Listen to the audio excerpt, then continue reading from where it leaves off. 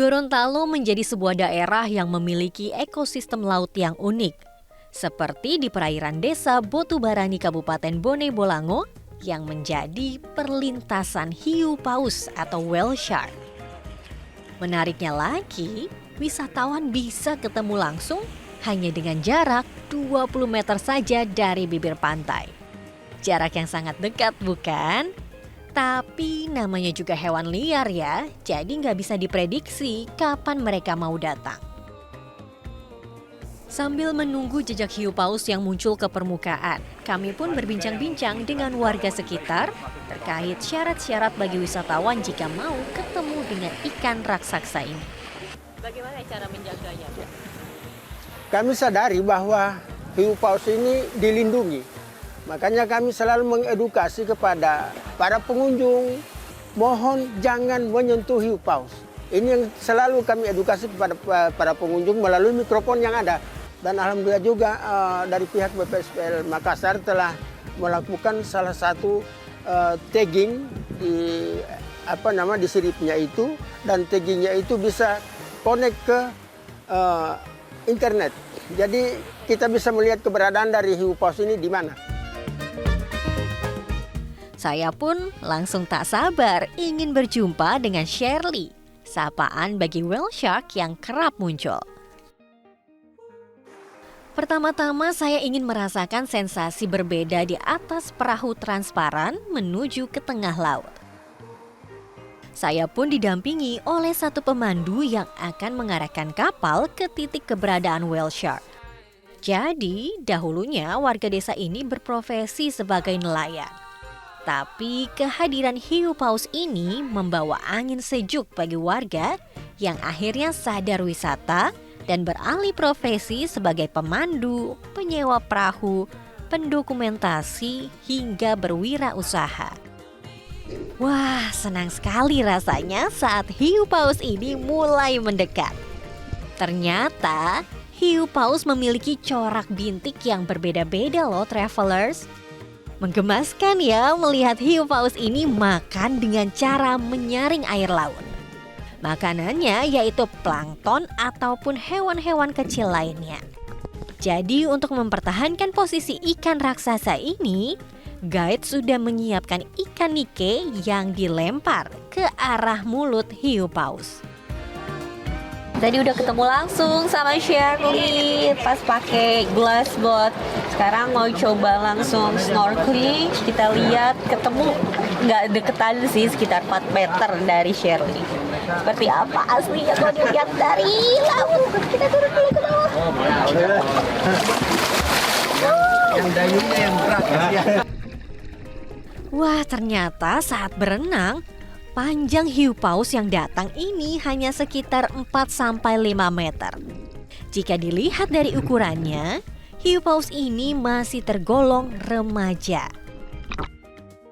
Berdasarkan keputusan Dirjen Pengelolaan Ruang Laut, jumlah pengunjung snorkeling dengan hiu paus dibatasi, maksimal 7 orang saja.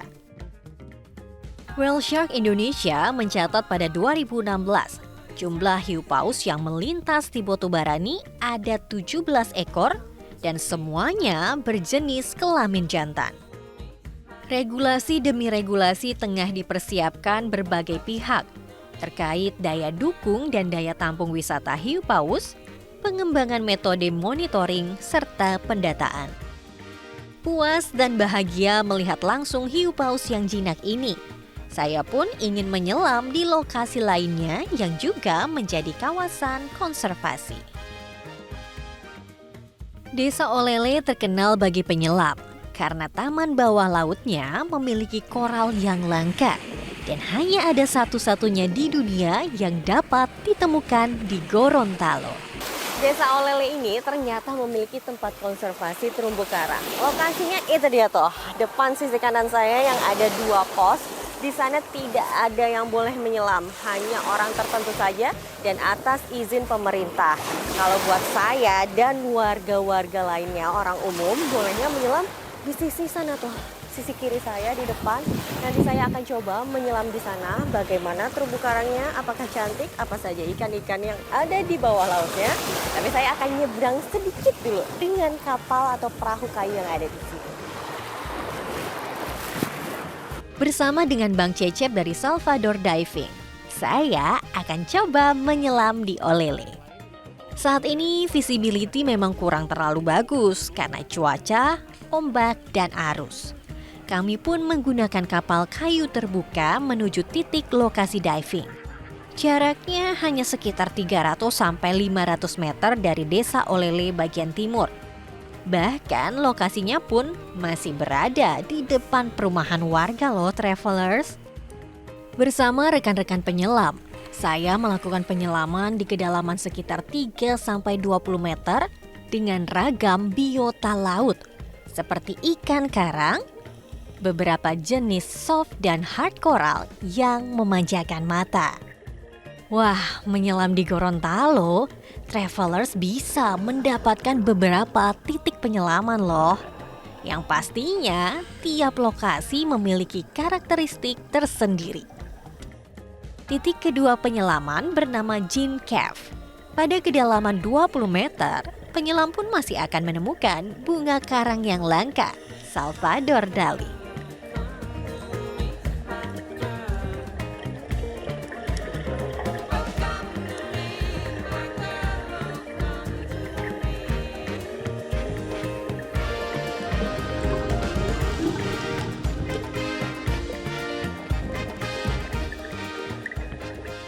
Usai menyelam, saya pun berbincang dengan Pak Tony dari ICCTF yang sudah bertemu dengan lionfish dan menikmati keindahan Salvador Dali. Menurut Pak Tony, potensi wisata bawah laut di sini harus ada intervensi dari pemerintah dan swasta agar semakin berkembang. Itu yang sebenarnya menjadi kunci dari apa yang kita sebut dengan pendanaan biru. Yang ini kita terapkan di kawasan perairan seperti di Olele ini.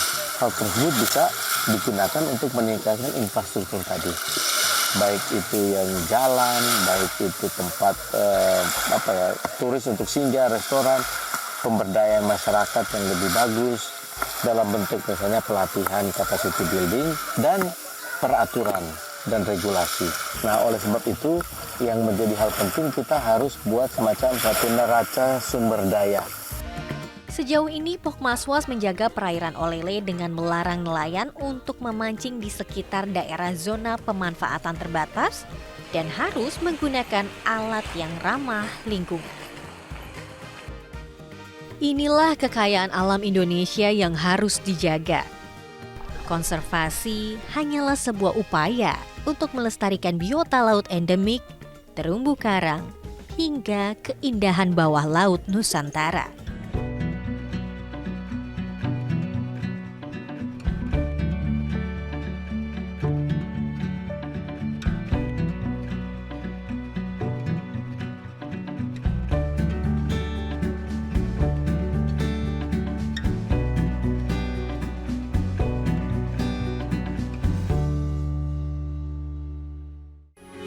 Metro TV. Jelajahi cara baru mendapatkan informasi. Download Metro TV Extend sekarang.